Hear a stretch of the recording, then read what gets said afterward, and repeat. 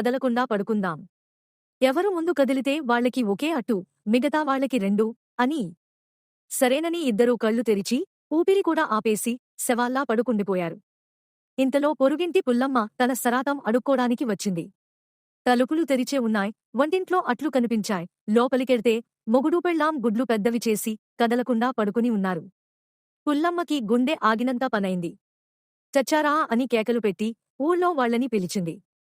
ఊళ్ళో వాళ్ళు వచ్చి, అయ్యో, ఇద్దరూ చచ్చారు అనుకున్నారు. ఇంట్లో దాచిన డబ్బు తీసుకుని దానానికి ఏర్పాట్లు చేశారు. బ్రాహ్మణుడు మంత్రాలు చదివాడు, స్నానాలు చేయించారు, పాడెలు కట్టారు. ఇద్దరినీ శ్మశానానికి తీసుకెళ్లారు. ఇంత జరిగినా మొగుడూ పెళ్ళాం ఒక్కసారి కూడా కదల్లేదు. శ్మశానంలో చితిమంటలు దగ్గరకొచ్చాయ్. అప్పుడు పెళ్ళాం ఒక్కసారిగా లేచి కూర్చుంది.